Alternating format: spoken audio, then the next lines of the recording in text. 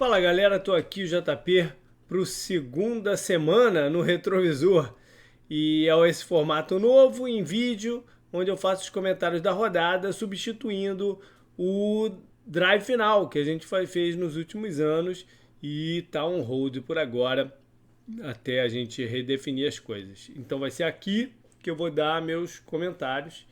E então, vamos embora, vamos lá falar da rodada.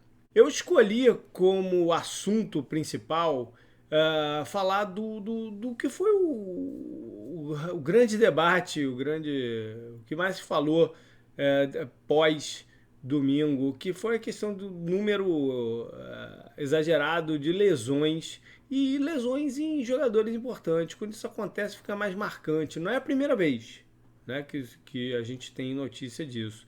A gente sabe, por exemplo, eu me lembro de uns 3, 4 anos atrás que teve também umas rodadas iniciais assim que perdeu vários jogadores, tipo Odell, J.J. Watt, toda essa galera no topo e ficou de fora do campeonato. Acontece. É muito fácil, né, agora a gente colocar como culpado a falta da pré-temporada, por exemplo. E como esse é um processo que veio e está ganhando força, né, de não ter a pré-temporada, para mim é precipitado a gente concluir depois de 2 rodadas que foi isso, né? Eu acho que é uma combinação de coisas. Existem até lesões que são eventuais, que são azar e que acontecem todo ano. A do Nick Bosa, por exemplo, dos 49ers, você pode colocar nessa leva, né? É claro que a gente tem visto algumas lesões que a gente pode levar para o lado de que o corpo, a parte muscular, não está tão desenvolvida, não está tão fortificada. E a gente tem vindo Aquiles, né? E algum que esses hamstrings que eles puxam e tal. Até alguma coisa de joelho você pode correlacionar, mas outras não. E para mim, a falta de treino, aquele momento lá do off-season, né? Que vai se construindo reconstruindo o corpo dos jogadores para começar o campeonato, talvez faça até mais a diferença. Vamos torcer, né, para não se tirarem conclusões precipitadas. Acho que a gente precisa de 1, 2 anos aí, de repente, sem pré-temporada, ou mais, até 3, para a gente definir que é isso, né, ou não é. E, enfim, vamos torcer também para a gente não ter tantos casos assim nas próximas semanas. Como jogo com implicações para playoffs, eu escolhi lá a batalha da FC West entre Chiefs e Chargers, né, que quase acabou em empate, mas deu Chiefs, né, parecia até que os Chargers ganhariam o jogo, mas com as duas defesas muito cansadas no overtime, o punt final acabou colocando a bola na mão do Mahomes e aí o posicionamento para o Butker, que estava inspirado, né? 2 chutes de field goals de distância alta, ou seja, quando o time está na maré boa, tudo de bom acontece, até o kicker fica, né, acertando tudo de qualquer lugar. Mas enfim, os Chargers iniciaram o jogo com a vantagem. Veio logo, né, a partir da surpresa da entrada do Herbert. O Taylor teve alguma complicação aí no peito, foi até hospitalizado para maiores testes e tal. Foi uma surpresa para todo mundo. O pessoal da CBS que estava transmitindo o jogo também não tinha a menor ideia. Então o Herbert entrou com um plano de jogo que de repente seria o do Taylor, mas foi bem. Foi agressivo, mostrou atleticismo. Óbvio que tem coisas para melhorar. Por exemplo, o passe às vezes saindo um pouco alto demais. Né, quem tem a tendência disso na NFL acaba tendo muitas interceptações. Ele tem que, né, corrigir, mas foi uma estreia boa que dá otimismo para a torcida do Chargers para o seu futuro. Pena que não fechou com a vitória. Como upset da rodada, eu não sei se. Essa rodada não teve muito upset, né? Mas eu escolhi falar sobre Colts e Vikings, pela forma com que Indianápolis, não que né, a gente não imaginasse que o Colts pudesse chegar lá e ganhar, mas a forma, né, o domínio, a não ameaça do Vikings durante a partida. Na rodada passada eles tomaram um caminhão de pontos dos Packers. Dessa vez foi um pouco menos, mas em contrapartida seu ataque não produziu quase nada, né? Então os Colts foram lá e fizeram o que tinham que fazer depois de perderem na rodada inicial para os Jaguars. A gente fica aquela coisa ainda, né, de que o Vikings é um time de ponta, mas o Vikings é um time que vai ter muita dificuldade esse ano, como eu tenho falado. Semana passada eu peguei no pé do Philip Rivers, né, até naquela coluna que vai vir daqui a pouquinho aí, de ação que sobe e desce. Então eu botei o River lá na que desce pelas interceptações. Nessa semana, nessa rodada, ele fez o que os Colts precisam que ele faça, né? Distribui a bola, não se precipite, né? Não queira ser o herói de tudo. E aí foi uma vitória animadora para Indianápolis também. Eu resolvi escolher um time para trazer aqui na parte de quem preocupa, né? Eu quis fugir um pouco da questão de lesões. Tem muito time afetado por lesões, e óbvio que preocupa demais, né? E quis sair também um pouco daquele conhecido já stat de times que começam com 2 derrotas e com quantos conseguem fazer a reviravolta. Eu faço até todo ano. Mas enfim, eu trouxe então o Miami Dolphins. Por que o Dolphins? Perdeu seu segundo jogo, os dois dentro da divisão e os dois para os dois times da divisão que estão num patamar acima, né? Primeiro os Patriots e agora os Bills. Buffalo foi lá em Miami, mesmo desfalcado na defesa, acabou com a vitória. E se Miami colocou bastante pontos, o problema seu foi parar, né? O Josh Allen e companhia. Eles fizeram muitos investimentos na defesa na off-season e né, vai demorar, parece que vai demorar um pouco para ter o resultado. Eu entendo até o pensamento, né? Eles terminaram 2019 com algumas partidas bem explosivas do ataque, então pensaram, se a gente der um upgrade na defesa, vamos brigar por alguma coisa ali, mas não vai ser dessa vez ainda. E aí, cara, aquele problema de repente precipitar a entrada do Tua.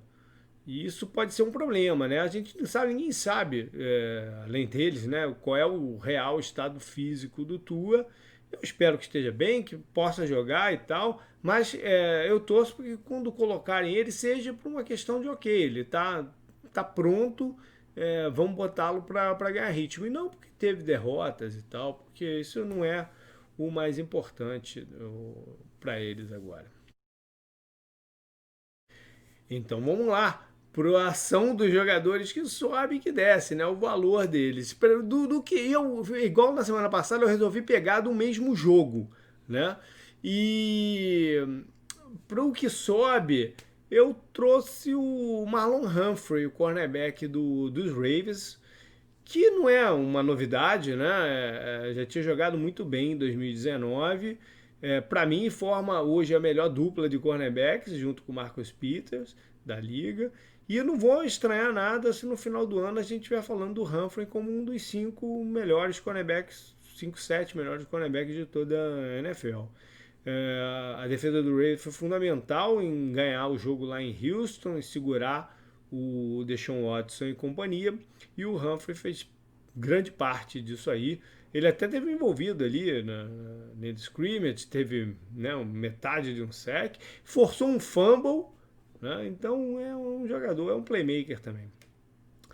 Na que desce, eu trouxe até um jogador que sofreu o fumble aí do Humphrey, mas não exatamente por causa disso. O Kiki Couti, sei lá como é que fala, mas é um jogador que está passando muito pouca confiança, né, de que vai se tornar um recebedor de verdade na NFL. Na época do draft, eu imaginava como um jogador para assim, para jogadas trick, né, coisas inovativas. Mas Texans, no seu primeiro ano, eles tentaram. fazer do Cody do Kick um recebedor. Teve alguns momentos interessantes e tal, mas nessa off-season eles já deram uma mensagem que não estavam mais confiando tanto pelas movimentações e tal. E ele não tem sido mais um fator nesse ataque dos Texans. Nessa partida teve 2 tackles, pegou as 2 bolas, mas foram 11 jardas só. Ou seja, não é nem nada contundente, né? Para um jogador de gadget. Então, hoje fica difícil acreditar no potencial de longo prazo do Kick. Vamos então para a parte de destaques mesmo, né? Começar pelo ofensivo. Se na semana passada os Packers atropelaram a defesa dos Vikings, né, com os passes do Aaron Rodgers, dessa vez foi nas mãos e nos pés do Aaron Jones que eles venceram os Lions. O Jones teve 18 tentativas de corrida e teve uma média de 9,3 jardas por tentativa, né? Quando soma com as 68 jardas que ele recebeu em passe, né? No total foram 3 touchdowns, 2 corridos e 1 recebendo. Ele deu a partir da linha de scrimmage avançou 236 jardas. É um número fantástico. O Rodgers teve 240. Ou seja, quando o running back tem quase a mesma coisa que o quarterback, né? Hoje, na NFL de hoje, é uma coisa até meio estranha. Então tá aí o destaque para o Aaron Jones, jogador que está lutando ainda por um contrato novo e por mais reconhecimento dentro da liga também. Na defesa, eu resolvi falar sobre o Jamal Adams, o safety dos Seahawks. Eu sei que é um pouco cedo, né? Já pouco tempo que ele está lá em Seattle, mas no partidaço que foi do domingo à noite, deu para ver muito bem como essa defesa já está diferente, né? Tá uma defesa mais agressiva em blitz, usando o próprio Adams, né? Com um jogador que tem muita noção ali na frente, muita força, né? Muita explosão para chegar no quarterback. Talvez por falta de um pass rusher mais natural, eles estão tendo que fazer isso, mas enfim, tem funcionado. O Adams terminou com um sack, né, na partida e sendo movimentado pelo campo. E como os Patriots conhecem o Adams, né, de ter jogado pelos Jets, sabe do que ele pode causar de problemas, eles procuravam Adams em campo para fazer jogada do lado oposto, para ajeitar o bloqueio na direção dele. Enfim, isso ficou muito claro na jogada do final, né? Aquele final emocionante, quase que o Patriots, nos últimos segundinhos, vira a partida e apronta uma surpresa lá em Seattle. Mas aquele lance, né, que era muito claro que a bola estaria na mão do Cam Newton para ele fazer a jogada, a mesma jogada que já tinha funcionado antes durante a partida, para mim ficou muito evidente que eles correram para o lado oposto do Adams. O Adams estava do lado, né, do lado direito deles, e eles foram correr para o lado esquerdo. Só que a defesa do Seattle sabia também que eles iam fazer isso, né, que eles não iam para o lado do Adams. Então eles conseguiram shift e congestionar um pouquinho aquele setor. O outro safety, o Delano Hill, fez uma grande jogada também, né? Ele bateu o fullback e acabou não dando muito espaço para o Kenilton avançar ali lateralmente. Mas, enfim, foi a presença do Adams que ajudou a fazer isso tudo acontecer. Então, já estou colocando ele aí no destaque. Em Special Teams, eu poderia ter falado do Butker também, por tudo que aconteceu, mas eu não posso deixar de trazer como destaque os Cowboys, né? Aquele final e o lance lá do onside kick, o chute que o pessoal da imprensa, e o deck também, que eu acho que falou, né? Que foi a bola melancia, né? Porque ela ficou posicionada deitada ao invés de em pé ali no tee. Foi uma surpresa pro Special Team dos Falcons, que deu mole, óbvio que deu mole. A regra é clara, a bola tem que avançar 10 jardas até o time que está chutando, né, poder tocar nela para tentar recuperar. Só que os caras do Falcon alguém ter pulado em cima da bola antes mesmo, né, quando ela estava ali devagarzinho vindo, e parar o lance. Talvez a expressão que eu vi faça algum sentido é que eles tenham ficado com medo de alguém pular e ela espirrar e ficar viva ali, né? Porque já, se alguém dos Falcons toca, e pronto, aí não tem mais essa 10 jardas. Pode ter sido isso, mas enfim, deram mole. O outro, né, o rapaz lá do Cowboys, o Godwin, o cornerback, estava esperto, viu ela passar, esperou passar o 10 jardas, pegou, e aí o Zurich, que fez aí o chute da melancia, ainda fechou com um field goal decisivo, então tá para ele aí, para eles, o destaque do Special Teams dessa semana. Por fim de calouros, eu vou pegar lá da partida do Bacanias. Não é o Brady não é tão garoto assim. Mas o Antonio Winfield, o safety baixinho, provavelmente por isso que acabou ficando até o segundo round, porque é um playmaker, né? Um jogador extremamente oportunista e que entende, tem muito feeling de para onde vai a bola, está envolvido nos lances, terminou com 11 tackles, já tinha jogado bem na semana passada, mas terminou com 11 tackles aqui contra os Panthers, um sack, forçando um fumble. Enfim, é um jogador que o Todd Bowles, coordenador do Buccaneers, vai saber mexer, né? A gente viu, ele inseriu o Tyrann Mathieu lá no Arizona, no comecinho da carreira dele, e vai usar o Winfield da melhor maneira possível, vai ser um jogador de destaque dos Buccaneers já nesse ano. Beleza, galera, foi isso então. Mande pra gente seu feedback, né, daqui. Eu vou testar algumas coisas. Hoje não deu por tempo e também porque eu queria ver quanto a duração do programa, né, ter certeza de como é que vai ficar. Mas estou pensando em inserir algumas coisas por aqui.